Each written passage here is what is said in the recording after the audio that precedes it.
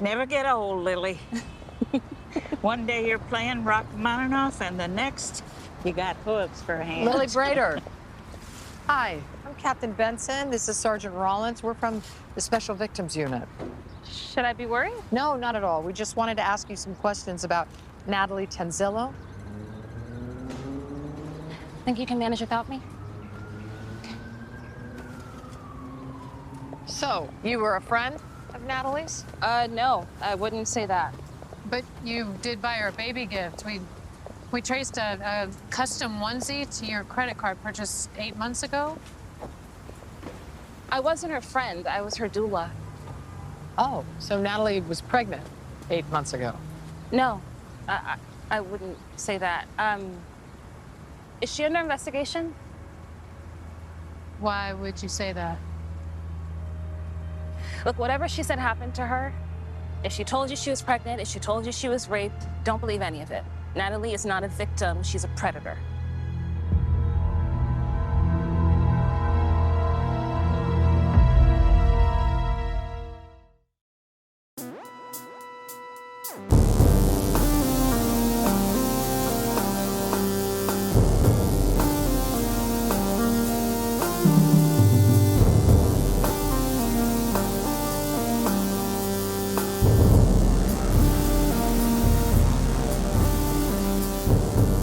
In New York City, sexually based offenses are considered especially heinous. These are their stories.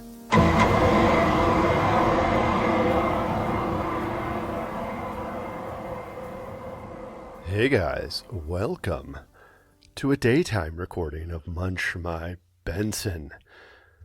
My name's Adam, I'm here in Albuquerque, and of course I am joined on the line by Josh. How are things in the frozen north, Josh? Oh, not great, but whatever. Yeah, it is what it is. Yeah. Yeah, Josh is a working man now. That fucking sucks. It's terrible. Don't do it if you don't have to. Yeah.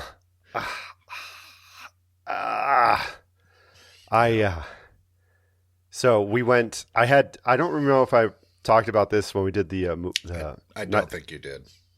Night of the Juggler, but I strained my right intercostal coughing because I'd been sick for a month. Oh, you did talk about that, I think. Yes. And it went away while we were on vacation, because we were on vacation for a week, and got home to Albuquerque, where the allergies are off the charts right now. Very bad stuff. Wind, pollen, all kinds of shit. So I started coughing again, which just instantly re-aggravated it. So it fucking hurts again, which is really annoying. But vacation was nice. We spent 2 nights in Moab, 2 nights at my brother's house in Salt Lake, and then a night in Cortez on the way back, which Cortez is pretty forlorn. Not very many good hotel recommendations there. Yeah. The hotel that we stayed at, which was the best reviewed dog-friendly hotel in Cortez, had a distinct Florida Project vibe to it. Right. Yeah, Cortez is a little stark. Yeah, I mean, look, it doesn't bother me too much, but no. How about you? Any fun news besides, No, I'm just Yeah. working. Yeah, that's lame. I'm not going to get into it. What are you drinking, bud? Anything refreshing? I do have a Dr. Pepper. Nice. I'm also drinking water. Mm. And I've got a 8-cup French press. Yeah. That I have a pour drinking. over. Okay. Yeah, I didn't have the time to do pour over. Yeah. I had the time to put water on to boil. Mm-hmm. And then I had time to stir a French press pot for Nice. 20 seconds, Mm-hmm. and then let it steep. So I am also drinking coffee and water because it's 10:30 in the morning my time. yeah, it's 11:30 here, and Yeah. Well, guys, We watched an episode of SVU, didn't we? We did watch an episode of SVU. Did you know this was ripped from the headlines, Josh? We'll get into that later. Because it was not noted on listed on the fandom or the IMDb page. But I did not, but I information about it. Yeah. Okay. I have the information about it. Don't worry. I did look up things about feng shui. But... Oh, good. Yeah, this. I figured the medical stuff. You have an in-house expert that you can just ask. Well, actually, I mean, yeah, I could, but really, this episode aligned very closely with my wife's podcast consumption. Her habits. So between the feng shui and the main character, Natalie. Yeah. I learned a lot, but we'll get into that in a second because this week we are watching season 27. My God, episode 5, Feed the Craving. This is my first Michele Fazekas episode. Yep. But yeah, without further ado, Natalie Tanzillo is pregnant, super pregnant, 48 hours into labor and still at home with her doula when she should have been at the hospital, not dying pregnant. The doula, Annika, demands that they go in, but while waiting for the car to arrive, Natalie noticed her rapist casing the apartment. Annika goes to the window to look, and while her back is turned, her client is abducted from her own second or third floor apartment in the blink of an eye. Curry and a newly back from Fordham Rollins respond to the call and learn that Natalie was preparing to deliver the stillborn product of her rape and has a boatload of underlying conditions which could be fatal if she does not get medical care immediately. Natalie never reported her rape, but did tell Annika, the doula, that she'd worked with the perp. But Natalie had reported zero W-2 income over the last 2 years. While Crawlins search Natalie's apartment, they hear something like the sound of keys in the door. So they draw their weapons as the door opens, only to reveal a very alone Natalie, who starts acting like she's in labor pain as soon as the detectives identify themselves. They call a bus, and she refuses to go to the closest hospital, claiming there's a doctor she doesn't trust there, so they send her to New York Presbyterian. When Benson arrives there, Natalie is being discharged from the hospital. An incredulous Benson is highly confused about something that seems pretty darn obvious to the viewer. Super pregnant Natalie was never actually pregnant. Outside the hospital, Olivia fucking Benson assures Natalie that it's perfectly understandable that she would not only fake a pregnancy, but also probably a rape and an abduction, since Liv thinks that her pregnancy fib was a natural result of the sexual assault that had, in the absence of a single iota of evidence, must have traumatized her. Tearfully, Natalie says, "I'm so sorry," and fucks off into a cab. In classic SVU fashion, the entire unit has a round table where they wish cast motivations onto Natalie as to why she faked her pregnancy and why the doulas didn't catch it. One potential lead is that her supervisor at Wheels for Pups, some kind of charitable organization, has a record for indecent exposure. Curry and Bruno head to Wheels for Pups to ask about Natalie and her supervisor, Eduardo Pereira. They learn that Natalie was absent with suspect excuses all the time. Pereira says the arrest was from Pledge Week at a frat when he was 19 years old, and also he's a happily married gay man. Eduardo says he feels sorry for Natalie. Something bad seemed to have happened to her, but he wasn't really sure what it was. Benson and Rollins traced a custom onesie found in Natalie's apartment to Lily Brader, who they assumed was her friend, only to track her down and discover she was once Natalie's doula also. She says not to believe anything Natalie says. Natalie is not a victim, she's a predator. Natalie pulled the same rape to stillborn baby to super long labor shit with Lily she'd pulled with Annika. Lily provided pro bono services to the pathetic hard luck case Natalie, cooking for her, dressing her, and even bathing her. On the third night of labor, Natalie asked Lily to rub ointment on her feet, then on her thighs, at which point Natalie started masturbating. Lily was obviously upset and quickly packed up and left, but she didn't think about this as sexual assault until she told Benlins. Thankfully, there's now an actual SVU case to solve. While it would be easier to charge her with financial fraud since she duped these doulas into providing pro bono services, Benson wants to charge her as a predator, so they have to get some more juice to make this stick. Thankfully, immediately about 15 doulas walk into the office telling her that there are more of them willing to testify. Their stories are all similar to Annika's and Lily's, but Carisi knows it will still be hard to convince a jury that a woman is the sexual predator, especially since Natalie's attorney is sure to point out that she has consistently stated she'd been raped. Carisi thinks that Liv must use her powers of empathy to get Natalie to confess, so they invite her into Benson's office for a friendly chat. After exchanging pleasantries, Liv says they've tracked down the man that assaulted Natalie. She's stunned for obvious reasons and says that Eduardo didn't rape her, then asks Benson for a blanket. Benson asks her about the timing of the rape, then wonders why, if she'd been raped 5 months ago, did she hire Lily Brader 8 months ago? Benson tells her that trauma does impair our memories, so she begs Natalie to dig deep and try and remember whether she'd been raped 5 months ago, or 8 months ago, or a year ago, or 18 months ago. She tells Natalie she really wants to care about her, but she needs her to be honest. She then asks if Natalie was ever really raped. Natalie smiles, then asks for some more hot tea. Liv says she knows that Natalie is lying to her face about having been raped and now can prove it. Natalie says she's a victim, to which Benson replies, "No, you're a predator," then puts her under arrest. At arraignment, Natalie's lawyer, Andrea Vargas, introduces an insanity defense and introduces their psychologist, Damien Oshiro. On the stand, he says that Natalie has classic Munchausen syndrome. Her psyche needs to be a victim, so she invents whatever scenario she needs to fulfill that role, and she has no ability to see the harm she's causing others. On cross, Carisi presses and learns that the symptoms of factitious disorder can be confused with malingering, i.e. doing the same stuff but intentionally for some kind of external reward, such as evading criminal charges or sexual gratification. Natalie says she's duped these dozens of doulas because they were so nice, and apologizes for her sickness, but says she's not a pervert who masturbated in front of these doulas just to get off. No, she was doing that just to extend the lie. She tells Carisi she picked her doulas because they seemed kind, not because they were mostly inexperienced.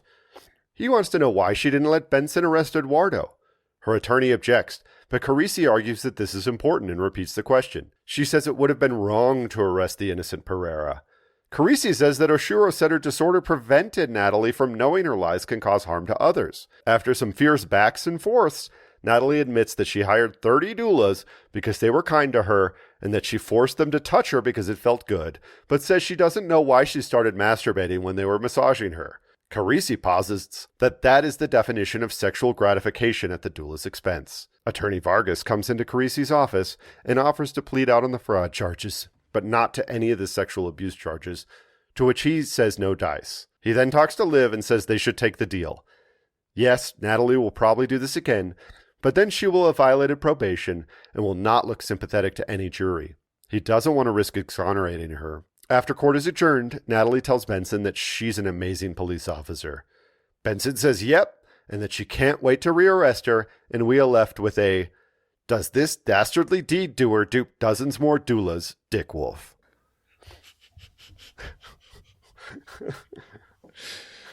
Fantastic. This was an episode. It was, yeah. It was. Yeah. As I stated, it's ripped from the headlines, but we'll get into that. Yeah, after the guest stars. Guest stars. First up, we've already talked about Amy Brabson, Andre Brower's widow, playing Judge Karen Blake here. That was in episode 64. Looks like he came straight from his job as future cop at the Bondage Club, discussing season 16, episode 17, parole violations, the Michael Chernus episode. We've already talked about Allison Morgan playing Nurse Shelby Roberts. That was in episode 90. We've got her blooded. We've got to shoot this fast, discussing season 15, episode 21, Postmortem Blues. And we've already talked about Ashley Taylor Graves playing Officer Gabrielle Taylor. That was in episode 241, pretty recently. Dwight Needs His Juice. We're discussing season 22, episode 2, The Ballad of Dwight and Irena. First up, Danielle McDonald playing Natalie Tanzillo. She was born in Sydney, Australia. She took performing arts classes in grade 8 and moved on to improv and screen classes in grade 10. She attended the Australian Institute for Performing Arts in Artarmon, New South Wales. Maybe. Wherever the fuck that is. Yeah. She took some acting classes in LA at 17 and was encouraged to move to the US to pursue acting, which she did when she was 18. She's in the films The East, Trust Me, Every Secret Thing, Patty Cakes, Lady Bird, Skin, Bird Box, Dumplin', Paradise Hills, I Am Woman, French Exit, Falling for Figaro, If I Had Legs I'd Kick You, Saccharin, and Evil Genius. She was main cast in Unbelievable, The Tourist, and The Last Anniversary. She had a recurring role in Toolies and Easy. She has been a vegan since 2020. Then we've got Lindsay Mendez playing Andrea Vargas. She was born in Norwalk, California, to a father of Mexican descent and a mother of Russian Jewish ancestry. It's too early for me to read. Yeah. Her brother, Michael Mendez, is also a Broadway performer. She made her Broadway debut in 2007 in the second Broadway revival of Grease. She won a Tony for Best Featured Actress in a Musical in 2018 for her turn in Carousel. She was nominated for a Drama League Award, a Drama Desk Award, and a Critics Circle Award in 2013. She received another Tony nomination in 2023 for her performance in Merrily We Roll Along. She was main cast in All Rise and American Sports Story. She had recurring roles in Elsbeth and The American Revolution. She was married to Michael Borth from 2008 to 2014, then to Philip Wakefield from 2016 to 2018, and she has been married to J. Alex Brinson since 2024. She has 2 children. Then Chelsea M. Davis is playing Lily Brader here. She was the African-American doula who had to be convinced later, I think, and sort of opened up the, no, this isn't her first time. The second doula. The second doula that's interviewed. She was in the films Old Dads and Houston. She had recurring roles in Winning Time, The Rise of the Lakers Dynasty, and The Lincoln Lawyer. That was not the newest season, but the season before she was in it. Then Curtis Yu is playing Dr. Damien Oshiro. He was born in Beijing. His family moved to the U.S. when he was 4. He has a degree in computer science and engineering. He was doing business consulting as a software developer in Cleveland when he decided to take an acting class at 27. Then, obviously, he ended up doing a lot more acting. He's in the films Won't Back Down, Diary of a Wimpy Kid, The Long Haul, A Bad Mom's Christmas, Superfly, Tag, The Hate You Give, Venom, Beast, Irresistible, Greenland, The Farmer and the Belle, Saving Santaland, A Father's Legacy, Holiday, Safety, Black Widow, Switch Before Birth, Home Safe, Deadly Secrets of a Cam Girl, Haunted Mansion, Reptile, Juror Number 2, Our Little Secret, The Unbreakable Boy, and Regretting You. He had recurring roles in The Eye, Smoketown, Insatiable, Ordinary Joe, General Hospital, A Man in Full, Tell Me Lies, Reasonable Doubt, Sweet Magnolias, Cobra Kai, DTF St. Louis, and Will Trent. Then we've got Quentin Nguyen Dui, who's playing Officer Eric Tran. He graduated high school with a degree in acting from Interlochen Arts Academy. He got a BFA in theater arts from Boston University. He attended UC San Diego's MFA in playwriting program for a year. He worked as a screenwriter for the Boston Lyric Opera's episodic series Desert Inn. He was main cast in season 2 of The Hunting Party. He's in 6 more SVUs. He co-founded and hosts the New York City Viet American Creative Group. Then we've got Tara Venkataraman, who's playing Anika Bajaj. She graduated summa cum laude from Elon University with her BFA in music theater and was part of the Elon College of Arts and Sciences honors program. This is her first proper on-screen credit. Then we've got Marcus Ray Perez, who's playing Eduardo Pereira. He graduated from Bishop High School in Bishop, Texas. He got his BA in English and Communications with minors in theater and Spanish from Texas A&M University, Kingsville. He got his MFA in acting from the Mason Gross School of the Arts at Rutgers. He was in an episode of High Maintenance and was main cast in the web series Rat Czar. Then Stephanie Umo is playing McKenna Sabetti. She was born and raised in Louisville, Texas, graduating from Louisville High School. She got her BFA in musical theater from the Boston Conservatory, where she appeared in the workshop production of Lucky Duck, directed by book and lyrics writer Bill Russell. The Bill Russell. That Bill Russell? That Bill Russell. The goat? Yeah. 11 Rings Bill Russell. Yeah. Wow. She debuted on Broadway in Ragtime in 2009. She currently stars as Angelica Schuyler in Hamilton on Broadway. Nice. She had a recurring role in House of Cards. Then Isabel Gonzalez is playing Karina here. She was born in New York City. She's of Dominican descent. I think she grew up in Teaneck, New Jersey. She went to Rutgers. She was a member of Nickelodeon's girl group Good News Girls. News with a Z. She's been playing Bianca on stage in the play Basura with lyrics and music co-written by Gloria Estefan and her daughter Emily at the Alliance Theater. She's in one episode apiece of New Amsterdam and High Maintenance. Then Samantha Nixon is playing Clancy. She graduated from Benjamin N. Cardozo High School and then got a BA in Forensic Psychology from John Jay College at City University of New York. She attended the American Musical and Dramatic Academy of New York. She's also done some training at HB Studio. She has a handful of theater credits. Suzanne Voss is playing Zabel here. She has an English degree from Jacksonville State University. She was an uncredited diner in Howard the Duck. Wow. Great film. Great film. If you can't take the heat, get out of the kitchen.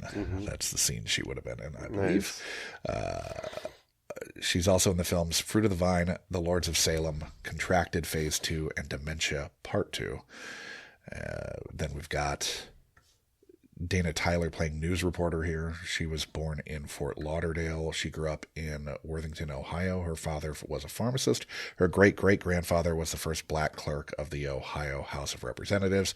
Her great-grandfather was a society editor and political correspondent at the Columbus Dispatch and was the first accredited African-American war correspondent to report on African-American soldiers stationed overseas during World War I. She started her journalism career at WBNS TV in Columbus, working her way from intern to reporter to co-host of the statewide Emmy-winning show Heart of Ohio to co-anchor of the evening news. After 9 years at WBNS, she moved to New York to work at WCBS TV, briefly working as a weekend anchor and reporter before moving up to the 5 p.m. and 7 p.m. newscasts in 1993. She worked at WCBS from 1990 until she signed off for the last time on March 27th, 2024. Oh. She's played a newscaster in Everybody Loves Raymond, Small Time Crooks, Kick-Ass, and A Gifted Man. She lives in Stamford, Connecticut, and was romantically involved with Phil Collins from 2006 to 2015 after meeting him at the press junket for Tarzan. Wow, I love that. Last one, Michael John Benzaya, who's playing paramedic number 1. We saw him playing an uncredited reporter in 25 Acts 2 episodes ago. Yeah.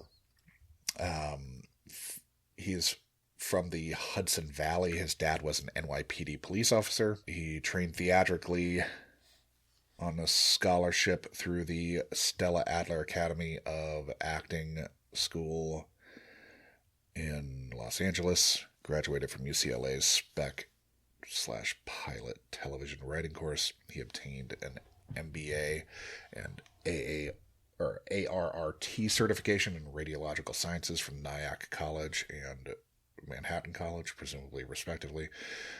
He's in the films Bella, Thanksgiving in July. He's in the films Bella, Thanksgiving in July, and The Accountant 2. He had recurring roles on How to Get Away with Murder and General Hospital. He's in one more SVU, but, potentially more, because this is probably a recurring paramedic type role. But yeah. That's it.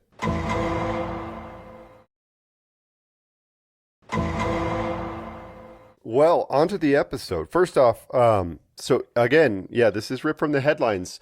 The Natalie character is a real-life person named Caitlin Braun, who in Brantford, Ontario, of course, defrauded 24 doulas in almost exactly the fashion that that Natalie did in the episode. Like, the details are extremely close. She was finding doulas who hadn't done any work before.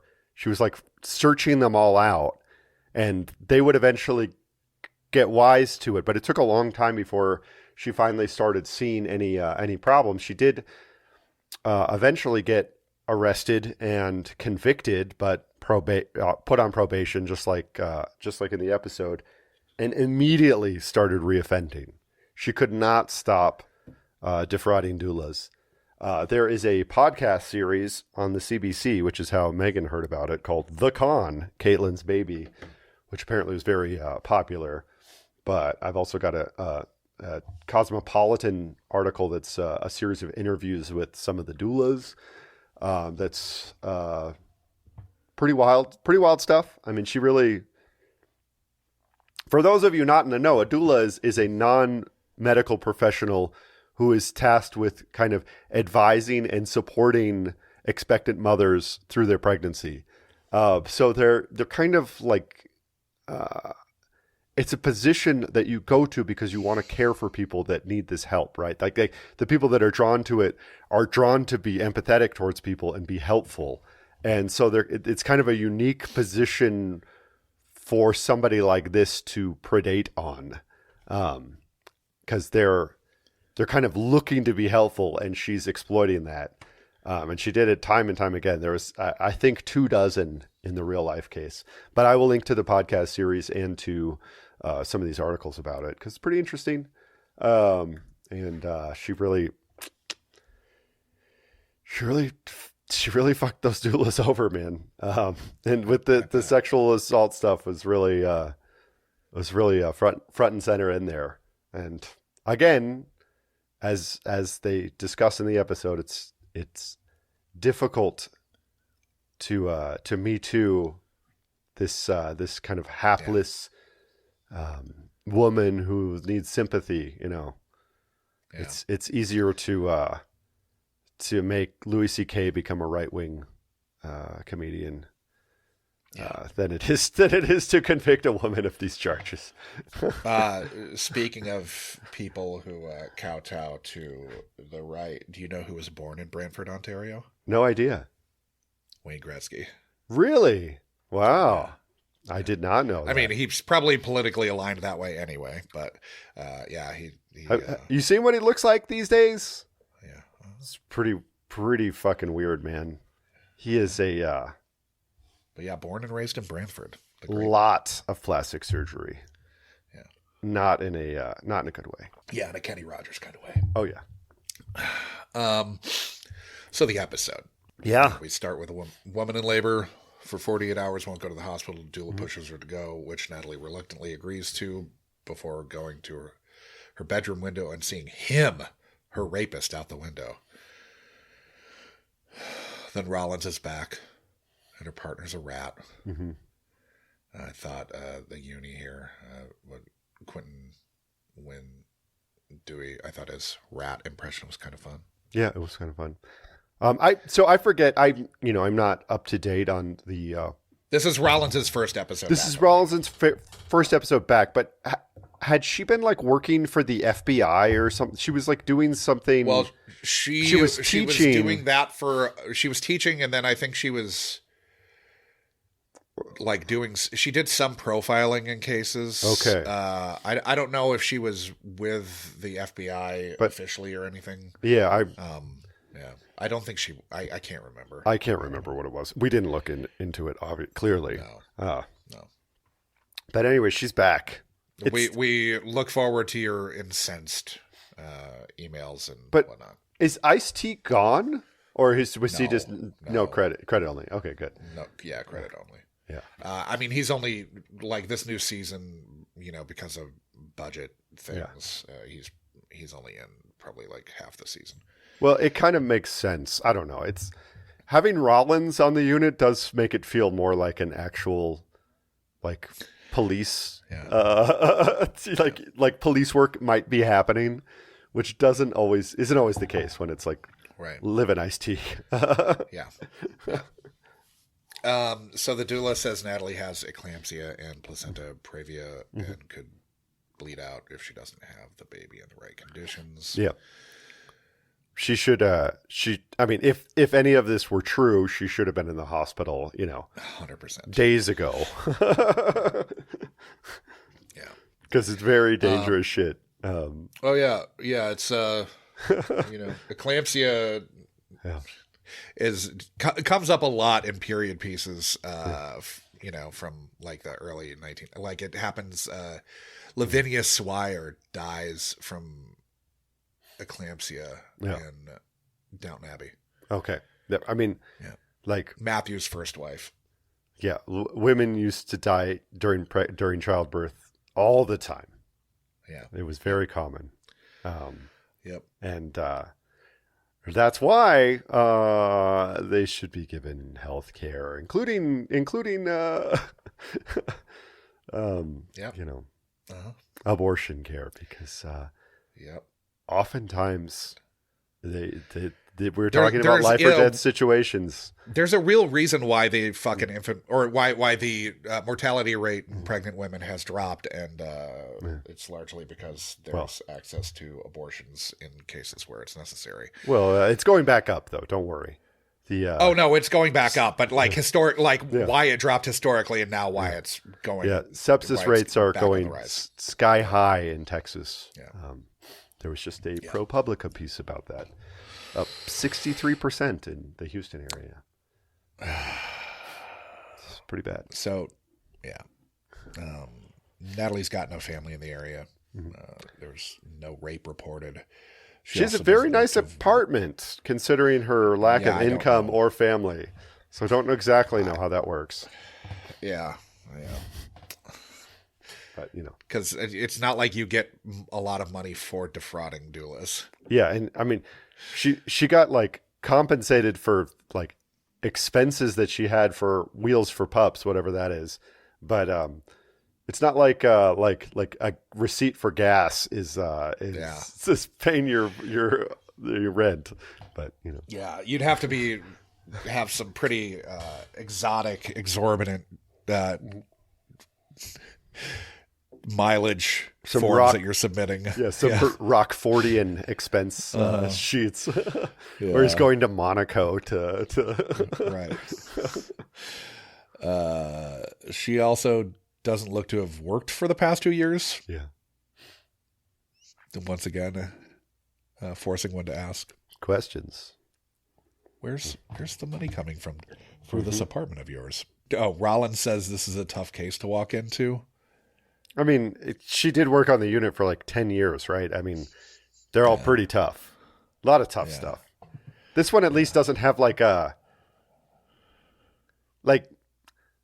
let's be clear, like some of the shit they work on is children being raped and or murdered.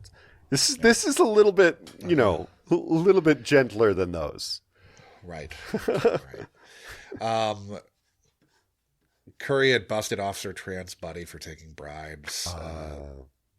Then Curry and Rollins are in Natalie's apartment, and there's a key on the door, and boom, it's Natalie.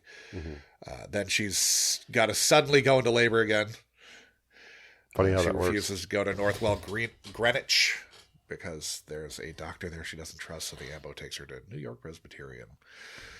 I think it's funny Both real hospitals. How Liv is so ready to believe everything that Natalie says.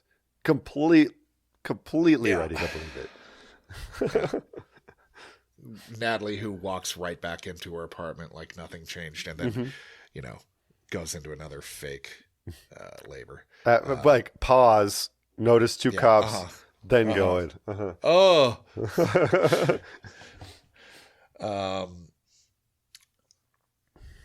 Besides being in labor, she seemed fine.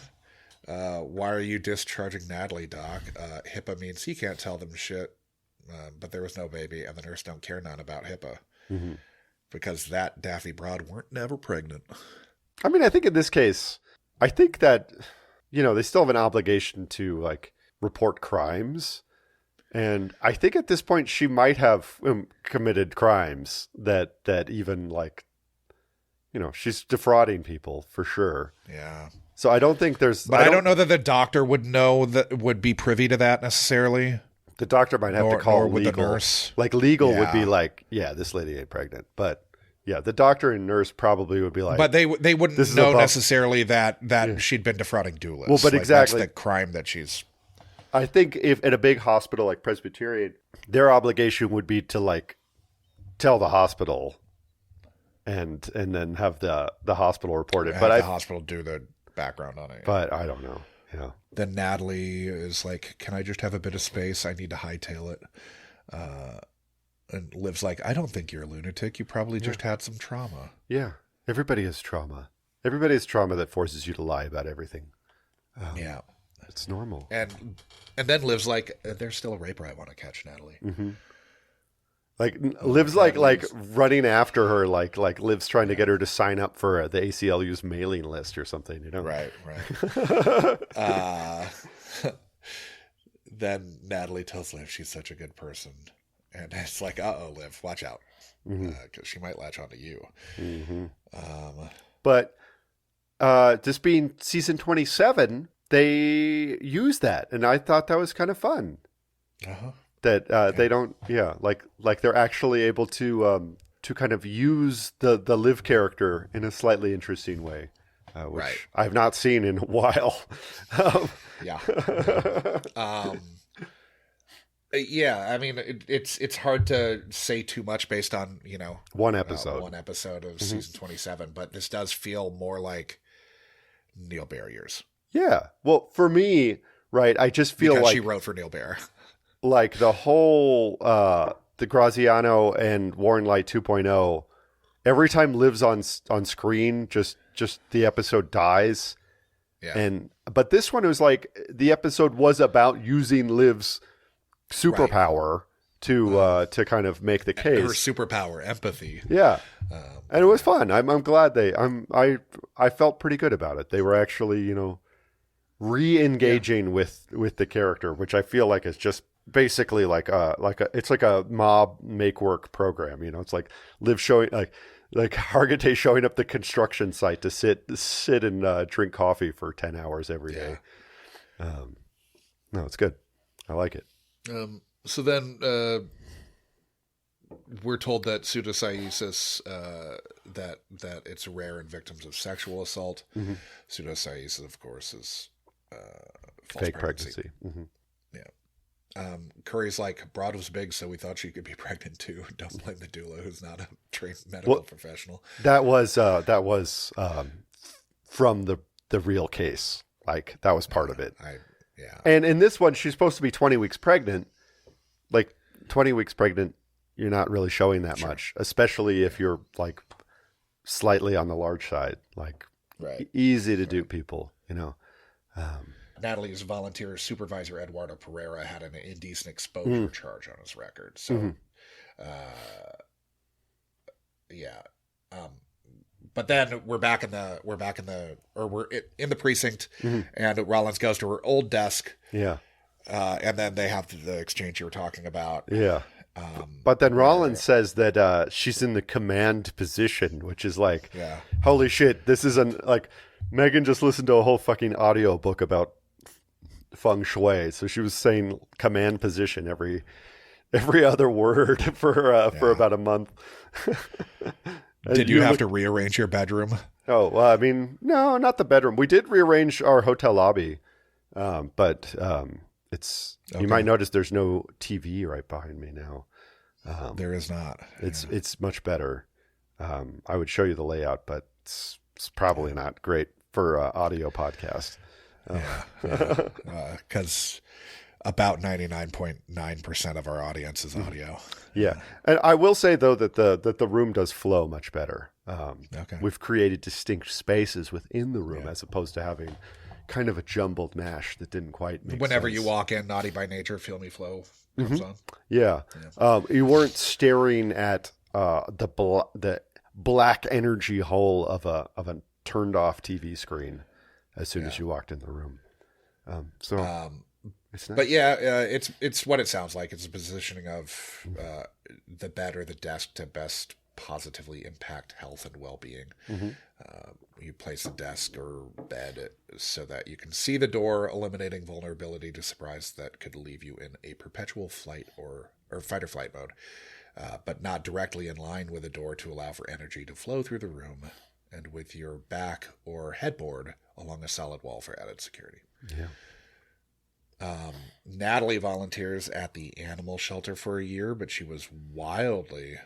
volunteered there, I think, but she was wildly unreliable. If Natalie said anyone or anything about Eduardo, it's bullshit, says McKenna Sabetti, Stephanie Umo here. He's a saint. I'm not exactly sure what Wheels for Pups does. Well, it's probably, I bet it is pups with broken hind legs that have like those wheel cart things. Yeah, I love those wheel cart things. Those things are awesome. But I figured it was just like a Meals for Wheels kind of situation where they're they're just driving around it's just town. Wheels. You just give wheels to dogs instead of meals. Exactly. Yeah. So then we find out that Eduardo's arrest was for streaking on the quad during a rush thing, and he's gay. He does say Happily that he felt married sorry gay for man. Natalie. Yeah. He does say he felt bad for her. He thought maybe she had a miscarriage like a year ago. They want to ask Lily some questions about Natalie because they found her. Was it? No. It was the onesie. There was a custom onesie. Yeah. That she had ordered 8 months ago. And then this is where Lily says, if she told you she was pregnant or raped, it's a lie. She's a predator. Fucking liar. Yeah. So Lily starts describing what she went through with Natalie. It was hours and hours of contractions the minute they stopped, and Lily thought she could leave. Natalie would go into contractions again. Then Natalie starts jacking it to Lily, massaging on the third night that she held Lily captive with her fake labor. And Rollins is like, if a dude did this, you'd have no problem saying this is sexual assault. Absolutely not. Yeah. Yeah. And Lily's like, let me hit up my doula army. We then have an invocation again of Empathy Vampire, which we've talked about before. Made me smile and think, yeah, in the vampire episode. But it does make me sort of giggle thinking about Colin Robinson being in this universe. What we do in the shadows. This episode implies that the doulas form like Voltron, you know? Yeah, and 100%. Because they descend to fight crime. Or they at least assemble to descend on the precinct and give their testimony. Because this is like fucking the scene that this evokes to me is the scene where Kathy Griffin no, even better. That what this reminds me of is Stamos' Slew of Victims in Bang. Where all the mothers, all the mothers come out in full force. That he has he's so many knocked up mothers with his reproductive. How many mothers do you think left their real life husbands for him? You know, all of them.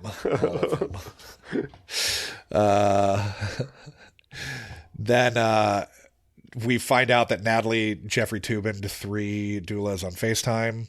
30 doulas were hired under false pretenses. So this is, they're going to charge her with 7 counts of sexual abuse from the 30 doulas that were defrauded here. Now, Carisi thinks he can only get her for the misdemeanors because she used forcible compulsion, or unless they can show that they used forcible compulsion. So, which is going to be the crux of this case, is whether they can prove that. And it's a yes and a no. They sort of do, but then we get the court scene, which goes pretty well. Carisi wants Liv to weaponize her empathy. That we get that interview. So then we get that. Let me make you some tea and turn on the cozy charm. I'll get you a blanket. Wait, if you were raped 5 months ago, why did you hire Lily 8 months ago? To which she said she had a pregnancy scare. Then What about and Liv's like, a were you year raped ago? 5 months ago or 8 months ago or a year ago or 18 months ago? Mm-hmm. And Natalie's like, I don't like this. Yeah. I don't like this at all. Yeah. And then she's like, be honest. And weaponizing her victim whispering in maybe the only interesting way that it's been used in years here. Like, Yeah. This It's works. pretty fun. This scene is fun. Yeah. Because there's like, there's this nice kind of disconnect that's set up, and we know Sure. it's going to pay off. And then when she actually gets put under arrest, she's like, what are you doing to me? You're doing what? Yeah. Well, and she's like, were you actually raped, Natalie? And then she's like, get me more tea, bitch. Natalie is. But like the whole, this whole thing, this whole scene really works well. Uh-huh. No, it works great. Yeah. And it Lives like, I know you're a liar and you're an abuser. You use these women to make yourself feel better, and then you're under arrest. You're done. But the whole scene is really fun. And it's also, I think we're just dealing with such a weird situation. Sure is. Like, it's rare for us at this point to be dealing with an episode where it's like, oh, this is uncharted territory. Yeah. Well, we're 252 episodes into this fucking project. And no, this was definitely a weird enough, this is a weird enough real life case that nope. This Caitlin Braun, bravo for coming up with a unique fucking sex crime to commit, because yeah, it's fucking weird, man. Way to go. Yeah, so the defense is going to try to argue insanity. The doctor gives expert testimony that she's got Munchausen's and can't rationalizing that she's hurting others or be held responsible for her actions because of that. Carisi and Cross asks the doctor how many of his 30,000 patients have you diagnosed with factitious disorder. He says 5. Yeah, and then it's established that factitious disorder can be confused with malingering, where want of external rewards is the driving factor. Carisi works the doctor over on the stand here. Yeah. Then Natalie's on the stand. She's like, I'm sick, I have an illness, but I'm not a perv. Yeah. And then Carisi starts badgering Natalie on the stand, and she keeps going back to Dr. Oshiro said this was all because of my illness, which Carisi will not. Yeah. He will not abide. No. Yeah. Carisi does a pretty good job here. Like, I think the defense attorney is right that one juror is all she needs. Exactly. Right. And that's that's why so many court cases are pled out. Well, the other one being just the backlog of cases, but it's just like that's how it works. Yep. Something is better than nothing in this case, because this is some weird shit. A lot of how it works is because defense attorneys are overworked, and you've got public defenders prosecutors that will just plea out. Oh yeah. Well, no. Both. I'm saying like public defenders. Mm-hmm. Yeah, like, definitely. That's why so many plea deals happen, because it's Well, yeah. The system is sort of broken, but like it's also overstressed public defenders pleading out every poor person who doesn't have the money to pay for an attorney. But juries are unpredictable. Weird shit happens, and in this case, it's a weird case, and it's better to have her on the record with a conviction than nothing. And like probation, where if she breaks probation, she's going to jail. Exactly. So the defense attorney proposes that they'll plead guilty on the fraud charges, but those are misdemeanors. None of the other charges. She won't go on the registry yet. They'll nab her for violation of probation if and when she reoffends, at which point she'll go away for 5 years and end up on the registry. So that's how the plea works out. Then Natalie is like, for what it's worth, I think you're an amazing police officer to live, as they say goodbye to one another. Yeah. Maybe temporarily. We don't know. We might get. Well, the real life one was like immediately rearrested. Within months. I'm sure.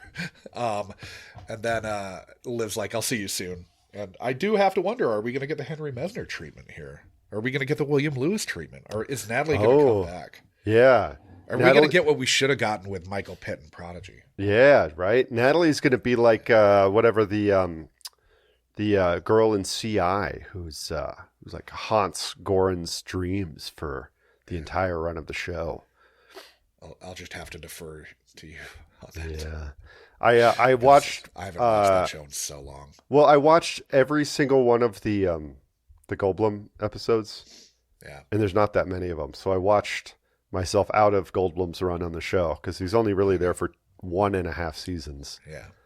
And let me tell you, the last season of the show, they're trying to Benson Vincent D'Onofrio, and it's not fun.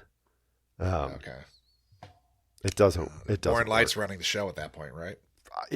I am not surprised because they're really trying to turn him into Liv, and it sucks.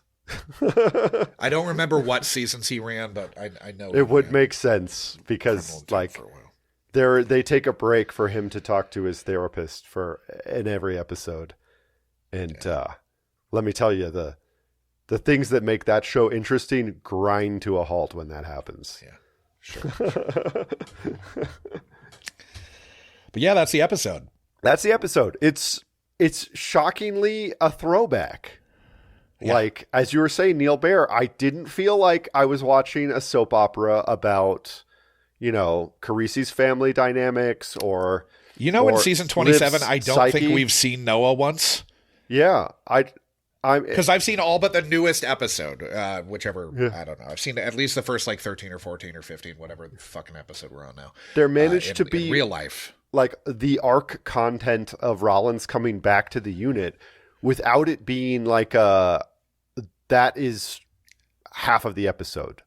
It's right. Like that exists within within the context of a case. A standalone case that's actually interesting, that actually uses the characters of the show to do kind of interesting things that they would do. It's refreshing.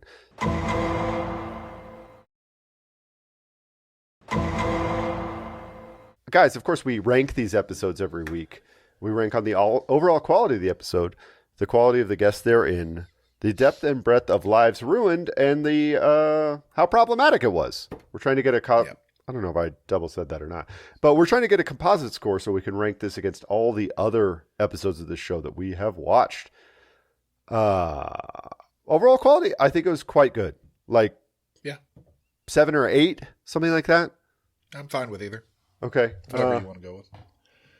Let's go 7. It's like not, just, it's good. Yeah, it's not off the charts, but it's solid. Good, but not, yeah, exactly. So, okay, then we have the quality of the guests.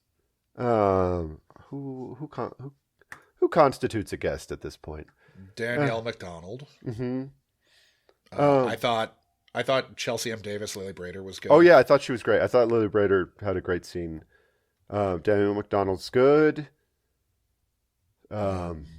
Those were the only two that really had like. Was Andrea Vargas?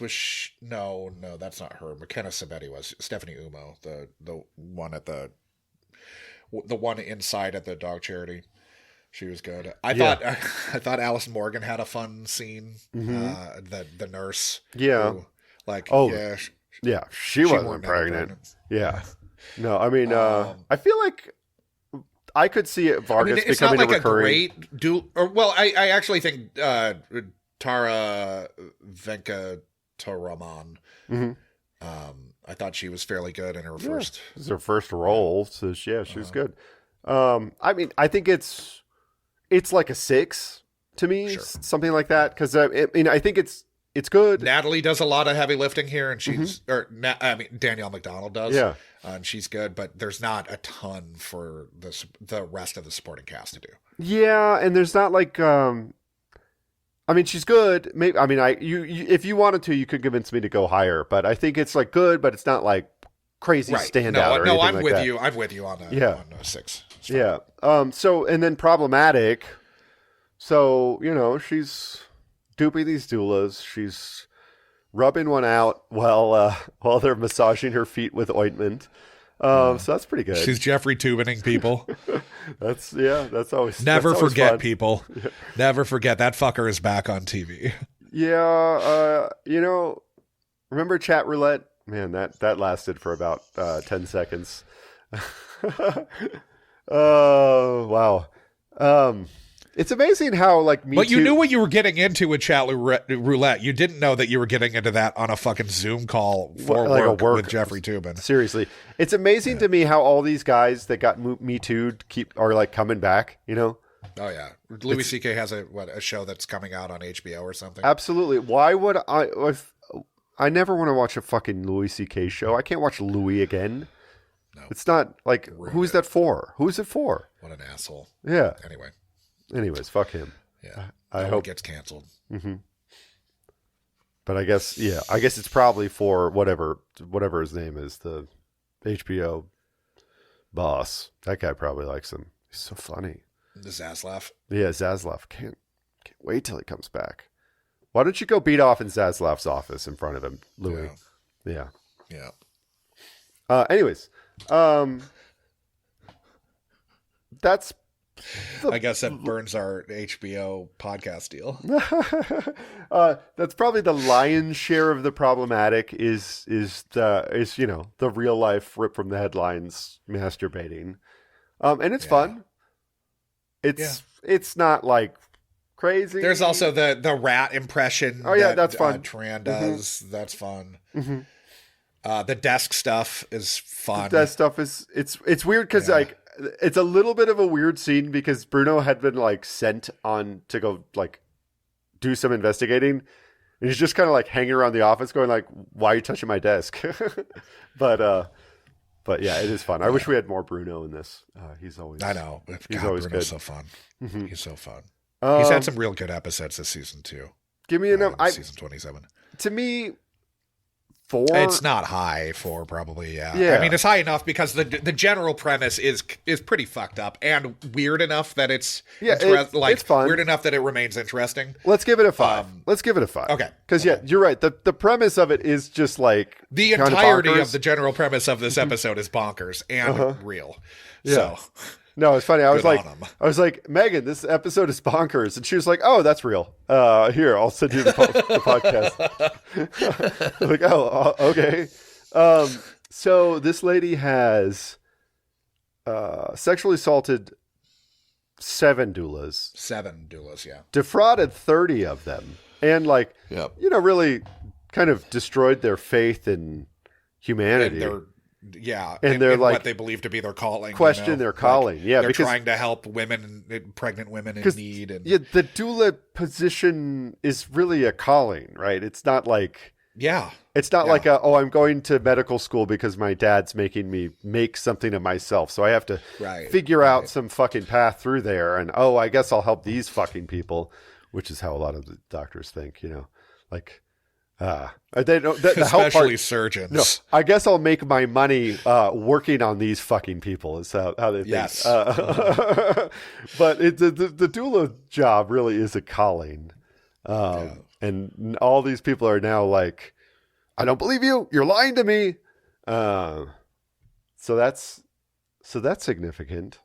Yeah. And of course she stripped 30 doulas of their sparkle. Yeah, she sure did. Jesus Christ. Sorry, I was going to. That was a dumb the Valley Vanderpump spinoff. Nice. I was making a Britney reference there. No, I love it. The listeners that are not clued in. But she did, and forcing them to bathe her and stuff. It's pretty fucked up. Again, yeah. If this were a man doing it, it would be like, oh yeah, she fucking raped these people. But 100%. And actually, unless they were famous comedians, and then they would just have to, right? They'd have to just hang out on their yacht and live off their tour dates only, and they can only do tour dates in red Branson, Branson, Yeah. Oklahoma City. That's Birmingham, Alabama. Just wait 5 years until they the give you places another that show. they would never have deigned to do a comedy show in before. Yeah. CPAC. Get 7 figures from Mohammed bin Salman for doing the Riyadh Comedy Fest, stuff like that. Yeah. Sucks. Did you see Rob Schneider at CPAC? No. Have you seen any of that footage? No, is it good? What an embarrassment. Holy shit. And Brace Belton is there. Oh, amazing. Brace Belton's there, like, snapping. as Rob Schneider is doing, like, the most mailed-in, like, 8-minute set that you can imagine. Anyway. Trying to do, like, a nostalgia set with jokes that none of the people there ever knew in the first place. It's basically just exorcising the demons of his divorce. Oh. But then no one there knows that he's doing that. It's like, mother-in-law jokes because presumably he blames his mother-in-law for the dissolution of his marriage to the woman who he married when he was 46 and she was 20, I think. Yeah. Good stuff. That's embarrassing. Yeah. Anyway. Yeah, good for you, Rob. You can do it. Yeah, you can do it. He says that twice. Nice. The second one, he's goaded into a second time, and he's like, "I already said it." It's fantastic. Anyway, sorry, I digress. So we're still in Depth and Breadth of Lives Ruined. I don't know. Give me a number. It can't. It's a lot of people. It's a lot of people. So volume. We got the volume, but it's like it's it's like we're watching like a volume show. Does some lifting, but I don't think it's more than like it's got to be like a 5 or 6 probably for the volume lifting. But we're talking about a show where like routinely. We're talking about like infants being raped and murdered and stuff. Sure. So there are 7 sexual assaults here. There are. So that, So I don't know. I'm inclined. You were saying 5 or 6. I'm inclined to say 4 or 5. So maybe we just land on 5 let's meet in the middle as 5, the midpoint, which gives us a 5.75, which is it is. It's above average. It's good. I think it actually the fact that they are doing something interesting with the Benson character for what feels like the first time since.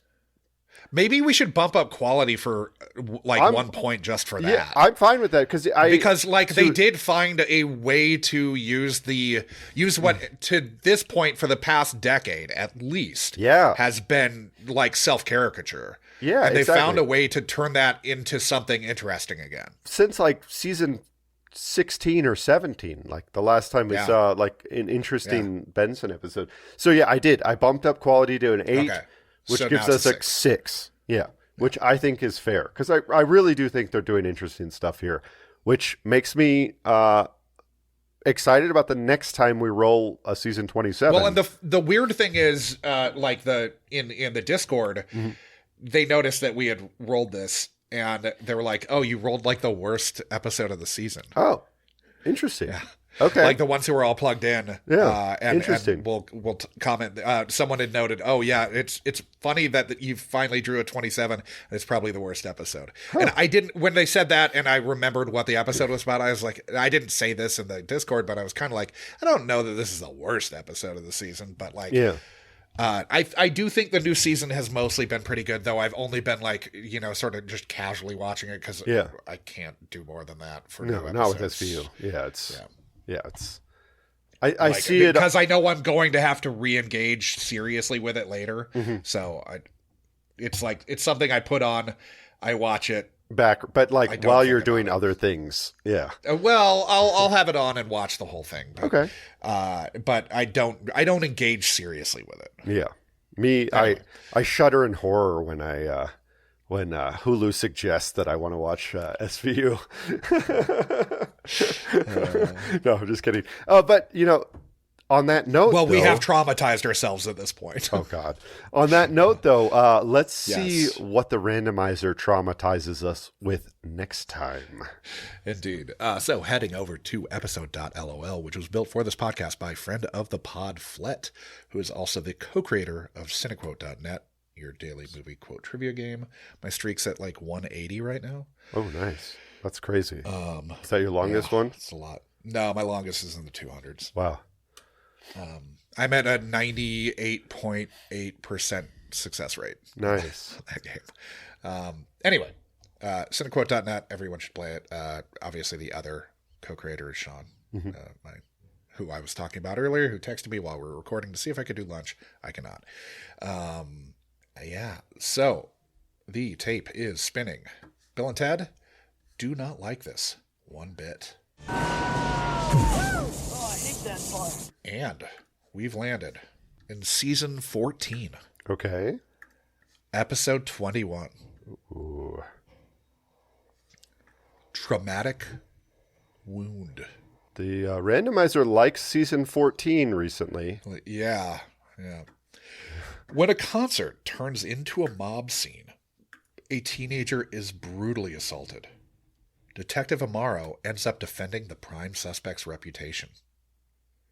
Huh. So this one has Ian Bailey, Jeffrey Tambor, Lola Kirk, Robin Lord Taylor. So got some recognizable. Ian Bailey was in Band of Brothers, right? That sounds either that right. or The Pacific, but I think it was Band of Brothers. And yeah, that's familiar. Lola Kirk, of course, is one of the Kirk sisters. I can't remember which one. I'm not looking at the IMDb, but she's the youngest one, I think. Okay, so she's the one who is in bands and no, was in Mozart in the Jungle. No, the one in bands is Domino Kirk, and there's another one named. No, she was in Mozart in the Jungle. Yeah. Lola Kirk's also in a band, I believe. And then Robin Lord Taylor, if I'm not mistaken, is oh wait, no. He was the Penguin on Gotham. Okay.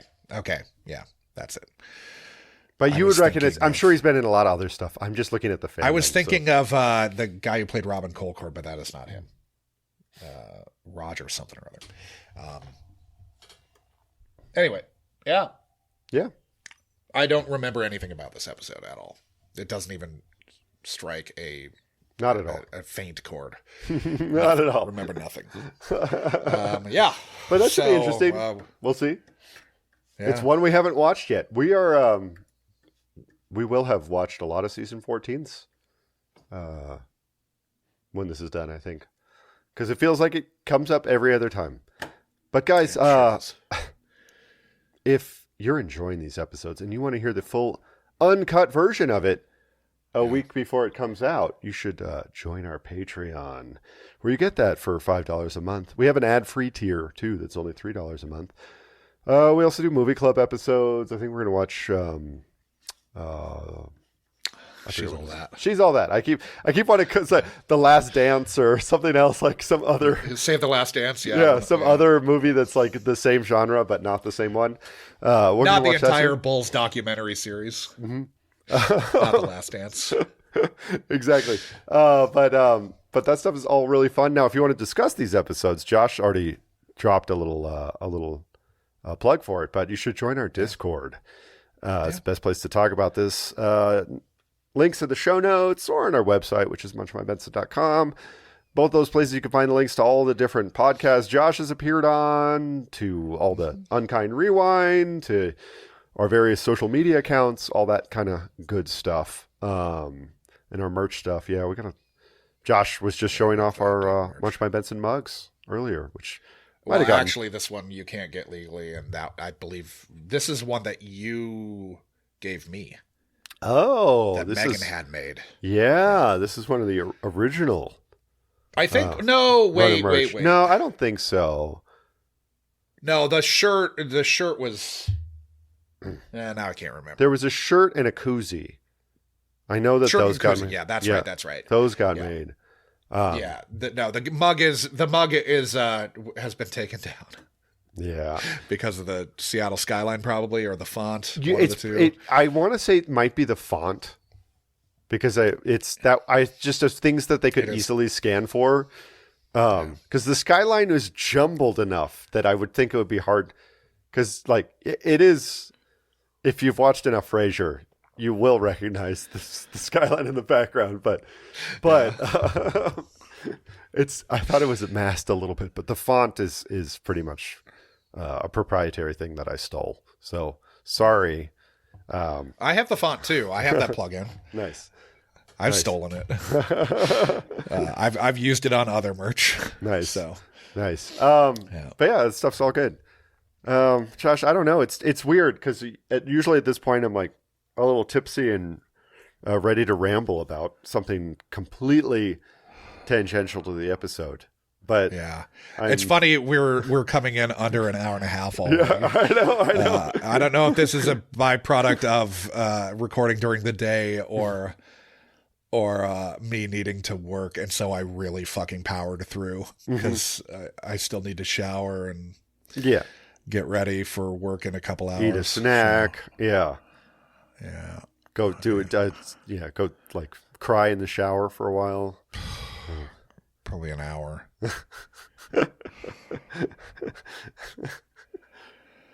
Anyways, Josh, just when you're at work tonight, just pretend you're William Peterson in To Live and Die in L.A. and just kind of bow leg around in a really funny way, even when you're not wearing cowboy boots. That's the funny thing is he walks like he's wearing cowboy boots when he's wearing Converse, and it's it's something. Yeah, God, I love that movie so much. Yeah, good shit.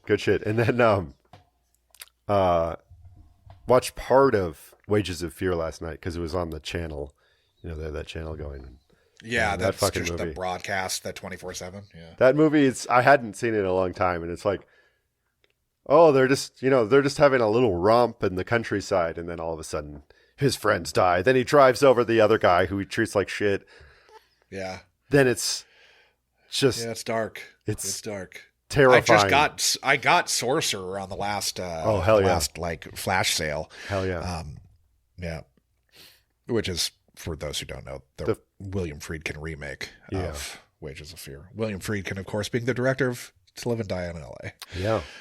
Indeed. Yeah.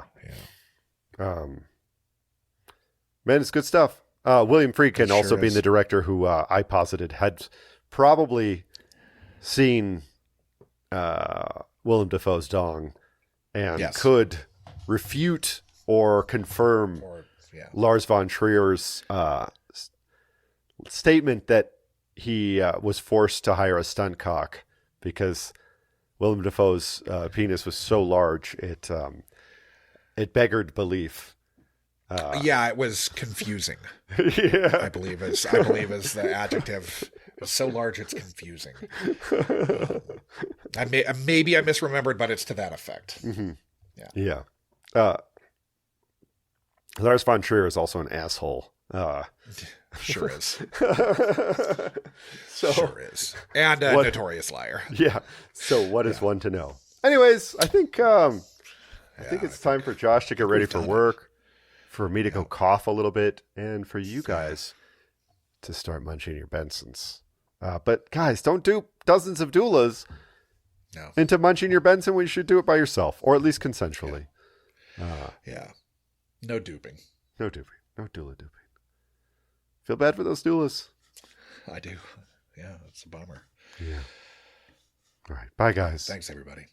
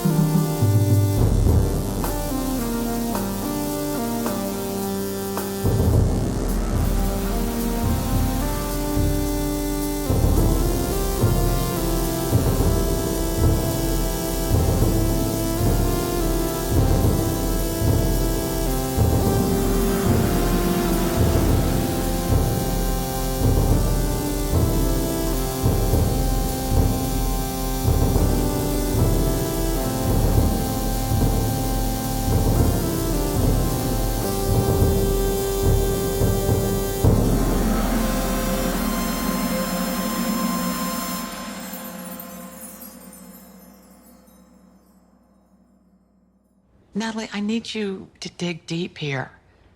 To dig really deep and tell me, were you raped 5 months ago or 8 months ago or a year ago Or 18 months ago, like another doula had said. Please, I don't like this. I know, it's hard. It's so hard. I get it. But listen, with truth comes trust. And if you want someone to, to really care about you, to really empathize with you, then you have to be, actually honest. So, do you think you can do that for me?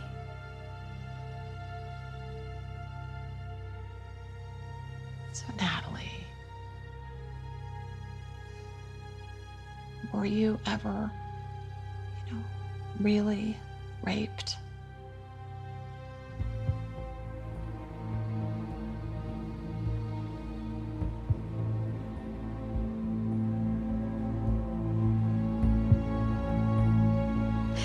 Would you mind getting me a little bit more tea? It's really nice. Is it vanilla?